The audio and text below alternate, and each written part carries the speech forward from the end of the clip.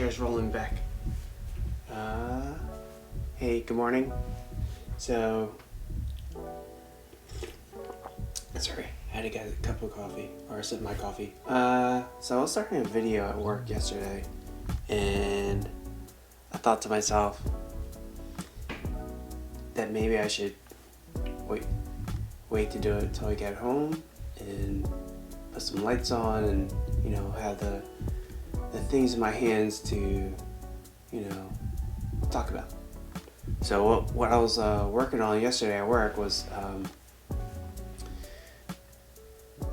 that I saw a lot over the years of being a photographer and now doing video.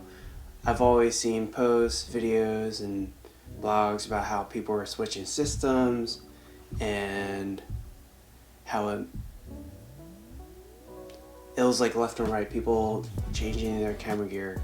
Some of them invested a butt ton of money for this system they were using with, and then just changing systems. I mean, I could totally understand changing camera systems like I have, as I mentioned in a previous video, with a couple caveats. First, well, let me put some context. Like, after DSLRs, when people moved to mirrorless, that was also a big shift in which cameras people chose to go with, or brands to go with. But I'm not talking about that. I feel I'm talking about, like, within the current generation of cameras, people who invested thousands of dollars of money into cameras, and then just changing a system because something. When I changed my system, so I'll say, because I don't want to make a too long didn't listen video, what I'll say is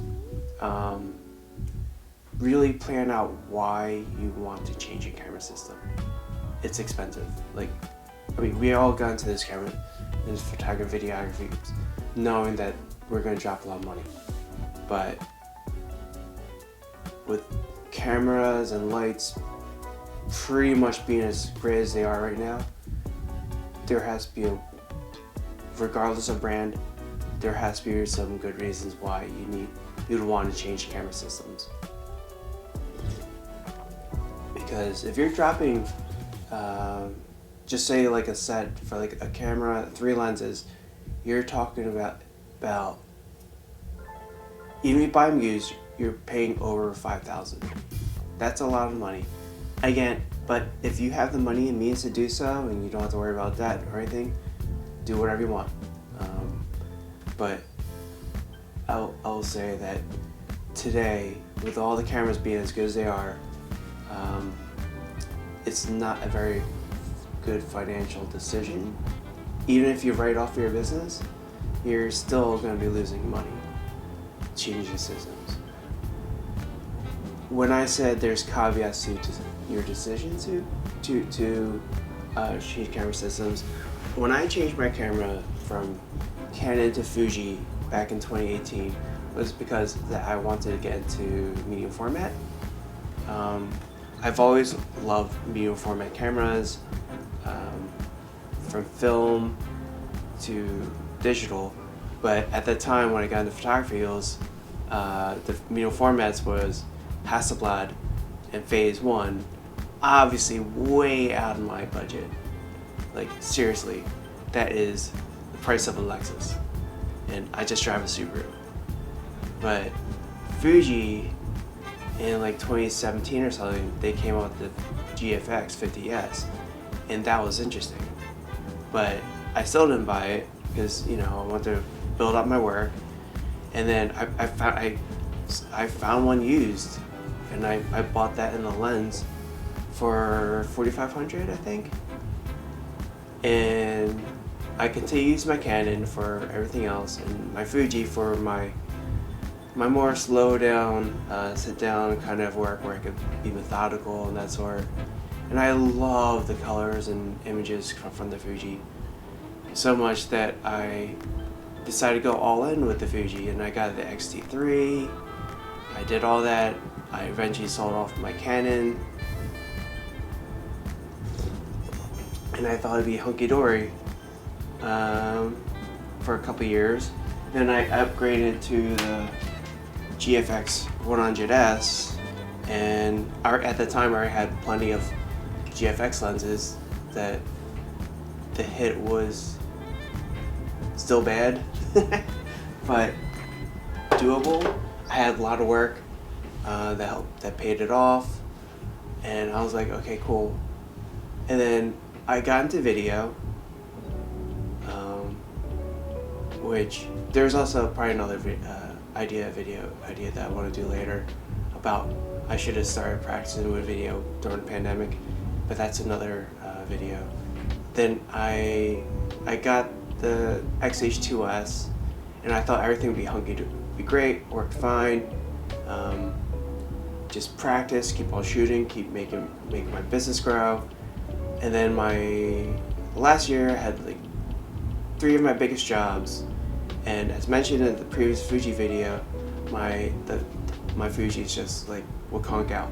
So for me, the decision to go back to Canon was because that I wanted something more reliable for work.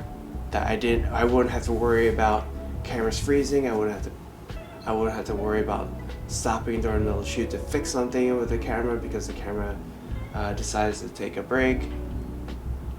That's a pleasant way of saying it. Freezing, the operating system freezing, or something in the mechanics of the camera, the lenses just shutting down or breaking down in the middle of the shoot. And while it could have been just wear and tear, the XH2S was okay. Was not used extensively, but it still also had those shutdown issues. So for me, I decided to jump back to Canon because of reliability. So that justified for me to go back to Canon. So what I wanted to say in this video, as I mentioned, is that jumping to different camera systems is, unless you have a pretty strong need, is not really that great of an idea. I mean, it may create like cool videos and that's blog posts they can put out there, but at the end of the day, you're still losing money. Money is the name of the game right now. So I would suggest, if you're looking to change your camera brand, and everything's working well and it's as intended, think long and hard why you need to replace your camera system. It's like, do you really want to drop that money to do so? It's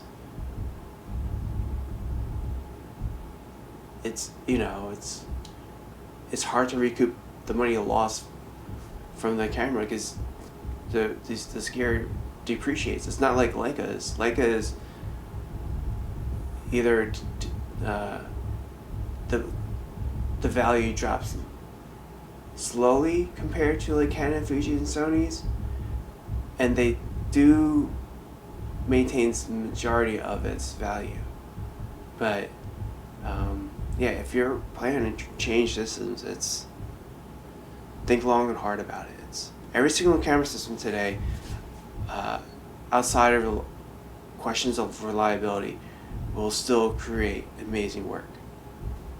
So yeah, just think long and hard about your decision about wanting to change camera systems. It's